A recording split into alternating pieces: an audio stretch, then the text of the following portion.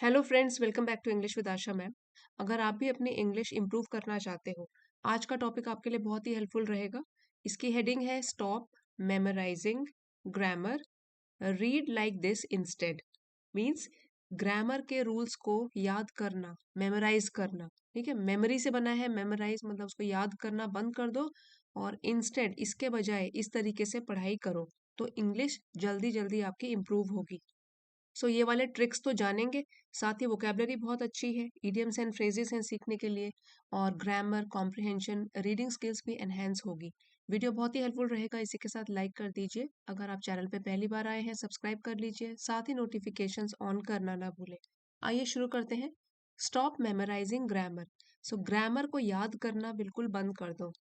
जैसे बताया था आपको, मेमोरी मेमोरी होती है याद, मेमोरी। ठीक है, सो ये हो गया, नाउन फॉर्म है ये, और मेमोराइजिंग वर्ब की तरह यूज किया गया है कि बंद कर दो याद करना ग्रामर को। Read like this instead, instead होता है के बजाय, उसके बजाय आप इस तरीके से पढ़ना शुरू करो, तो जल्दी इंग्लिश इंप्रूव होगी। If you are tired of memorising grammar, ये कॉन्ट्रैक्टेड फॉर्म है यू आर की, यू आर। सो कॉन्ट्रैक्ट करके इसको ऐसे लिख देते हैं, तो हम बोलते हैं if you are tired of memorising grammar rules. अगर आप ग्रामर के रूल्स पढ़ पढ़ के याद कर करके थक गए हो, but still struggle to speak English fluently, मगर अभी भी, स्टिल मतलब अभी भी आप स्ट्रगल कर रहे हो, संघर्ष कर रहे हो, कोशिश कर रहे हो इंग्लिश को फ्लुएंट तरीके से बोलने के लिए। फ्लुएंटली मतलब बिना रुके हुए, बिना अटके हुए। यू आर नॉट अलोन, फिर से ये कॉन्ट्रैक्टेड फॉर्म है। सो यहाँ पे कॉन्ट्रैक्टेड फॉर्म जब हम बोलते हैं, बातचीत करते हुए अगर हम कॉन्ट्रैक्टेड फॉर्म में बोलते हैं, सो उसका इफेक्ट जो है वो और अच्छा होता है। यू आर नॉट अलोन, तो आप अकेले नहीं हो। सो आप अकेले क्यों नहीं हो? क्योंकि बहुत सारे लोग हैं जो सिर्फ ग्रामर के रूल्स याद कर करके परेशान हो गए हैं, लेकिन फिर भी इंग्लिश वो नहीं फ्लुएंटली बोल पाते हैं। So if you are tired of memorising grammar rules but still struggle to speak English fluently, you are not alone. The secret is reading. तो इसका सीक्रेट जो रहस्य है वो पढ़ने में है, रीड करने में। जैसे कि आप इस चैनल पे रोज रीड करते हो, वही सीक्रेट है, उसी से आपकी इंग्लिश भी फ्लुएंट बनेगी। अब किस तरीके से है वो भी जान लेंगे। सो सीक्रेट इज रीडिंग, ये एक तरीका है बोलने का, which means the hidden trick is reading. So छिपी हुई ट्रिक इसके पीछे है कि रीड करना है। Instead of cramming rules, cram मतलब रट्टा लगाना, उसको बोलते हैं क्रैम करना। इंस्टेड, सो रट्टा लगाने के बजाय रूल्स के रट्टे लगाना, focus on understanding how English is naturally used in books.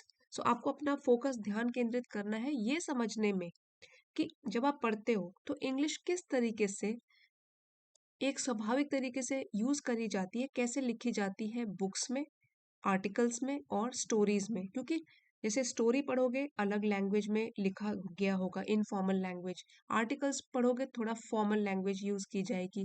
So books भी जिस जॉनर की हैं, सो जिस शैली की भी हैं, अलग अलग टाइप से बुक्स में भी लैंग्वेज यूज होगी। तो आपको क्या करना है, रट्टे नहीं लगाना है ज्यादा रूल्स का। Instead you have to focus on understanding how English is naturally used in books, articles and stories. किस तरीके से लिखी जाती हैं इंग्लिश लैंग्वेज अलग अलग चीजों में, वो आपको उस पर ध्यान करना है और उसको समझना है। Reading regularly helps you internalise internalise grammar patterns. So अगर आप रेगुलरली लगातार पढ़ते रहते हो, उससे आपको मदद मिलेगी इंटरनलाइज करने की।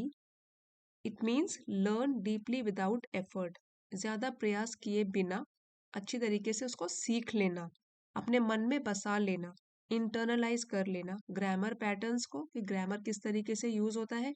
Making speaking and writing much easier, और इससे क्या होगा, बोलना और लिखना ये काफी हद तक इजी हो जाएगा, मच इजियर। सो एक नेचुरल तरीके से ही आप ये भी देख लोगे कि ग्रामर पैटर्न किस तरीके से यूज होते हैं। So reading regularly helps you internalise grammar patterns, making speaking and writing much easier, और इससे आपको बोलने में भी मदद मिलेगी। और अगर आप कुछ लिखते हो, जैसे कि आर्टिकल लिख रहे हो, स्टोरी लिख रहे हो, शॉर्ट स्टोरी लिख रहे हो, पैराग्राफ लिख रहे हो, उसमें मदद मिलेगी, इजी हो जाएगा। हमारे कुछ डिफिकल्ट वर्ड जो इस पैराग्राफ में थे, क्रैमिंग मतलब जबरदस्ती याद करना या रट्टा लगाना, ये वर्ब फॉर्म है। Trying to memorise a lot of things in short time. ठीक है, तो क्रैमिंग जैसे कि एग्जाम से कुछ दिनों पहले हम लोग रट्टा लगाना शुरू कर देते हैं, जल्दी जल्दी बहुत कुछ याद करना शुरू कर देते हैं। सेंटेंस में भी आप इसको यूज कर सकते हो, cramming before exams is not effective. ठीक है, क्रैमिंग मतलब बहुत सारी चीजें याद करना कम टाइम में। यहाँ सेंटेंस में भी आप इसकी यूजेज देख रहे हो, और जब आप यहाँ पे अभी आप पढ़ रहे हो, सो आपको नए नए वर्ड्स दिख रहे हैं, जैसे कि क्रैमिंग हो गया, इंटरनलाइज हो गया, और भी चीज हैं जैसे कि ईजियर है, पैटर्न है। सो जब आप देख रहे हो कि किस कॉन्टेक्स्ट में इसका इस्तेमाल किया गया है, सो आपको भी नॉलेज बढ़ रही है। ठीक है, अब इंटरनलाइज का मतलब क्या होता है, ये वर्ब है, मीन्स आत्मसात करना, मीन्स टू लर्न डीपली, अपने मन में ही बसा लेना। Reading helps to internalise new words. So जब आप रीड कर रहे हो, जैसे अभी रीड कर रहे हो, तो ये जो वर्ड्स नए नए सीख रहे हो, दे आर गेटिंग इंटरनलाइज्ड, अपने आप ही आपके मन में बसते जा रहे हैं, आप कॉन्टेक्स्ट में इनको समझ रहे हो। सो नए नए वर्ड्स आज ही से यूज करना शुरू करो, क्रैमिंग, इंटरनलाइज। आगे बढ़ते हैं। Think about how children learn a language. So इस पर आपने कभी ध्यान दिया है कि जो छोटे बच्चे होते हैं, उसके बारे में कभी सोचा वो किस तरीके से भाषा को सीखते हैं? छोटे बच्चे, वो तो कोई ग्रामर रूल जानते नहीं है, they don't study grammar books. छोटे बच्चे कहाँ ग्रामर बुक्स को पढ़ते हैं या कुछ उनको पता होता है ग्रामर रूल्स के बारे में। Instead they soak up words and phrases. इसके बजाय वो करते क्या है, सोक अप मीन्स एब्जॉर्ब क्विकली, वो सोख लेते हैं अपने में। ठीक है, सो यहाँ पे सोक अप का मतलब है एब्जॉर्ब क्विकली, अपने मन में बसा लेते हैं वर्ड्स एंड फ्रेजेस। जो भी नए वर्ड सीखते हैं, जो भी नए फ्रेजेस सीखते हैं, from the people around them, उन लोगों से जो कि उनके आसपास होते हैं। सो छोटे बच्चे जैसे उनके घर में पेरेंट्स, भाई बहन बात करते हैं, वो ध्यान से वो सुनकर वर्ड्स को, फ्रेजेस को अपने अंदर बसा लेते हैं। Reading allows you to do the same. इसी तरीके का कंपैरिजन किया गया है कि अगर आप पढ़ते भी हो, सो वो भी सेम तरीके से ही काम करता है। जैसे छोटा बच्चा लैंग्वेज सीख रहा है सुन सुन के, उस तरीके से अगर आप रीड कर रहे हो, सेम तरीके से आपके अंदर नए नए नॉलेज और नए नए वर्ड्स, फ्रेजेस ये है, ये बसते जाएंगे, आपको समझ में आता जाएगा। The more you read, the more natural English will feel. जितना ज्यादा आप पढ़ोगे, उतना ही आपको इंग्लिश जो है नॉर्मल लगेगी, स्वाभाविक लगेगी, यूजुअल लगेगी, कुछ अजीब नहीं लगेगी, नेचुरल लगेगी। तो यहाँ पे एडजेक्टिव का काम कर रहा है और नाउन इंग्लिश के लिए, कि जितना ज्यादा आप पढ़ोगे, उतनी ही ये जो इंग्लिश है वो आपको नॉर्मल सी लगेगी, स्वाभाविक लगेगी। And you will start speaking without second गेसिंग योर सेल्फ। और आप लोग बोलना शुरू कर दोगे, इंग्लिश बोलना शुरू कर दोगे सेकंड गेसिंग। सो ये एक वर्ब है, वर्ब फॉर्म में यूज किया गया है कि अपने पर शक करने के बदले, विदाउट, इसके बिना। Speaking confidently without doubt. So इसका मतलब हुआ without second guessing means to speak confidently without doubt, अपने ऊपर शक करने के बजाय आप बोलना शुरू कर दोगे। इस पैराग्राफ में हमने एक फ्रेजल वर्ब पढ़ा था, सोक अप मीन्स तेजी से सीखना, एब्सॉर्ब लाइक अ स्पॉन्ज, अपने अंदर बसा लेना, ये फ्रेजल वर्ब है। जैसे कि he soaks up new information quickly, नई नई इन्फॉर्मेशन वो अपने अंदर बसा लेता है, सोक लेता है। ठीक है, सो इस तरीके से सोक अप मीन्स अपने अंदर बसा लेना, तेजी से सीखना किसी भी चीज को। सेकेंड गेसिंग ये वर्ब है, खुद पर शक करना, डाउटिंग वन सेल्फ। सो यहाँ क्या बोला गया, विदाउट सेकेंड गेसिंग आप बोलना शुरू कर दोगे, खुद पर संदेह किए बिना बोलना भी जल्दी जल्दी शुरू कर दोगे। एग्जाम्पल में भी देख लीजिए, स्टॉप सेकेंड गेसिंग your self and speak confidently. अपने ऊपर शक करना, खुद पर संदेह करना, कैपेबिलिटीज पर विश्वास न रखना, ये बंद कर दो और आत्मविश्वास के साथ बोलना शुरू करो। स्टॉप सेकेंड गेसिंग your self and speak confidently. अब जो यहाँ पे बताया गया है बहुत इंपॉर्टेंट है, instead of boring text books. अगर आपको बोरियत महसूस होती है टेक्स्ट बुक से, कोई भी किताबें, जैसे कि ये टेक्स्ट बुक तो होती हैं जो कि हमारे करिकुलम में स्कूल कॉलेजेस में होती हैं, सो इसके बजाय चूज एंगेजिंग बुक्स। सो एंगेजिंग का मतलब क्या होता है, जो कि इंटरेस्टिंग हो, अटेंशन ग्रैबिंग हो, हमारा ध्यान लगा के रखे, ऐसी वाली बुक्स को आप चूज करो, चुनो। ब्लॉग्स, अगर ब्लॉग्स पढ़ना चाहते हो ऑनलाइन तो वो पढ़ो, या स्टोरीज दैट एक्साइट यू, या ऐसी कहानियां पढ़ो जिसको पढ़ के आपको अच्छा लगे, आपको इंटरेस्ट आए। अगर आपको कोई चीज पढ़ने में ही बोरिंग लग रही है, तो उससे तो आप इंग्लिश ज़्यादा नहीं सीख पाओगे, क्योंकि आपको थोड़े टाइम के बाद बोरियत महसूस होने लग जाएगी। इसलिए बोला गया है, instead of boring text books, choose engaging books, blogs और स्टोरीज दैट एक्साइट यू। आपको ऐसी बुक चुननी है अपने लिए जो आपको काफ़ी इंटरेस्टिंग लगे। If you enjoy what you are reading, you will stay motivated and stick with it. So अगर आप इंजॉय कर रहे हो, आपको मज़ा आ रहा है जो चीज़ आप पढ़ रहे हो, तो आप काफ़ी मोटिवेटेड रहोगे, प्रेरणा से भरे हुए रहोगे। एंड स्टिक विद इट, ये एक फ्रेज है। Stick with it, continue doing it consistently, means लगातार उसको करते रखना, जारी रखना। So you will stick with it मतलब बुक पढ़ना जारी रखोगे आप। अगर आपको इंजॉयमेंट हो रहा है, अगर आप बुक पढ़ रहे हो और आपको मज़ा भी आ रहा है पढ़ने में, you will stay motivated and stick with it. You will continue doing it consistently, लगातार उसको करोगे, पढ़ोगे बुक को। अब यहाँ हमने कुछ न्यू वर्ड सीखे इस पैराग्राफ में। Engaging, engaging books. तो एंगेजिंग एडजेक्टिव है, दिलचस्प, जो मन को अच्छी लगे, interesting. This novel is really engaging. So अगर आपको ये आर्टिकल अच्छा लग रहा है तो आप ऐसे बोल सकते हो, today's story was very engaging. ठीक है, एंगेजिंग मतलब दिलचस्प लगी आपको, इंटरेस्टिंग लगी। सो एंगेजिंग एडजेक्टिव है।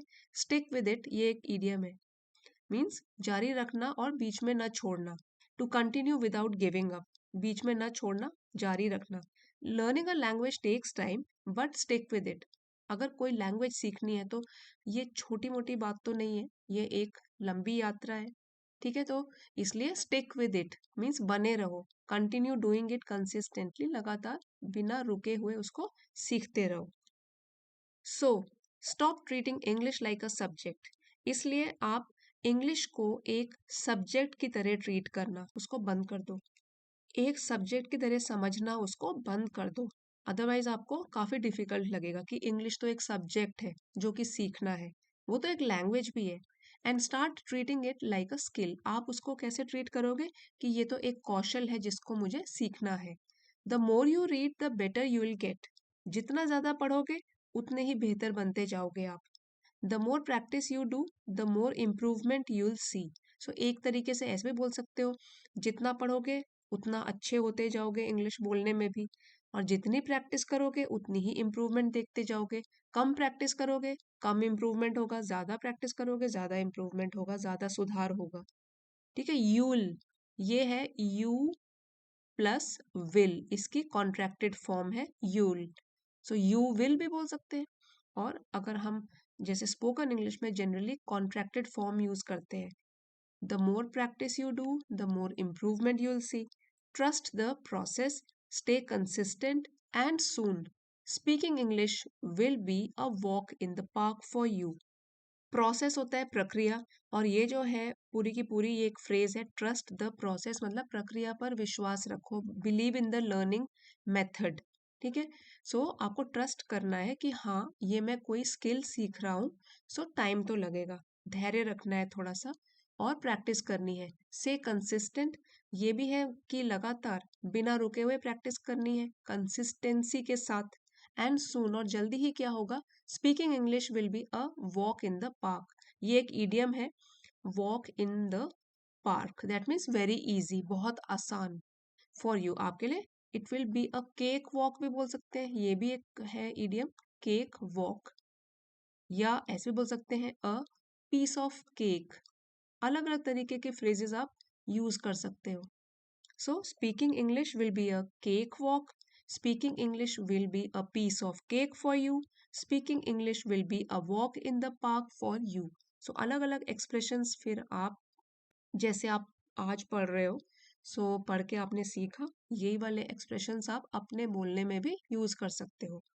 अब एक बार जो डिफिकल्ट वर्ड्स थे वो रिवाइज करते हैं। ट्रस्ट द प्रोसेस, ये हम किसी भी तरीके से, हम किसी भी फील्ड में बोल सकते हैं जहाँ पे धैर्य रखना पड़ता है, तो हम ऐसे बोल सकते हैं, ठीक है, believe in the learning method, धैर्य रखो थोड़ा और प्रैक्टिस करते रहो, ट्रस्ट द प्रोसेस, आपको सफलता मिलेगी but you have to trust the process. Learning takes time, so trust the process. कोई भी चीज़ सीखनी है अगर, उसमें टाइम तो लगेगा, आपको बस धैर्य रखना है, you have to trust the process and learning method. A walk in the park, ये ईडियम है, मीन्स बहुत आसान, very easy. After daily reading speaking English will be a walk in the park.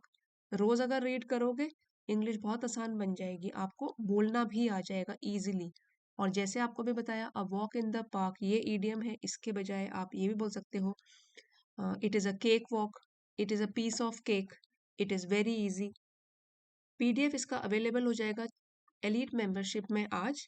आप चाहें तो चैनल में 2 level है membership के, लेवल 1 एंड लेवल 2. लेवल 1 है चैनल सपोर्टर्स और लेवल 2 है एलीट मेंबरशिप. एलीट मेंबरशिप में पीडीएफ्स पोस्ट किए जाते हैं और बाकी के जो पर्क्स हैं वो आप यहाँ पे देख सकते हैं. एक बार अब पूरे आर्टिकल की हम क्विक रीडिंग कर लेते हैं. आप साथ साथ पढ़ सकते हैं, सो थोड़ी प्रोनाउंसिएशन की और रीडिंग की प्रैक्टिस भी हो जाएगी. तो चलिए शुरू करते हैं. Stop memorising grammar, read like this instead. Instead, if you are tired of memorizing grammar rules but still struggle to speak English fluently, you are not alone. The secret is reading. Instead of cramming rules, focus on understanding how English is naturally used in books, articles, and stories. Reading regularly helps you internalize grammar patterns, making speaking and writing much easier. Think about how children learn a language. They don't study grammar books. Instead, they soak up words and phrases from the people around them. Reading allows you to do the same. The more you read, the more natural English will feel, and you'll start speaking without second guessing yourself. Instead of boring textbooks, choose engaging books, blogs, or stories that excite you.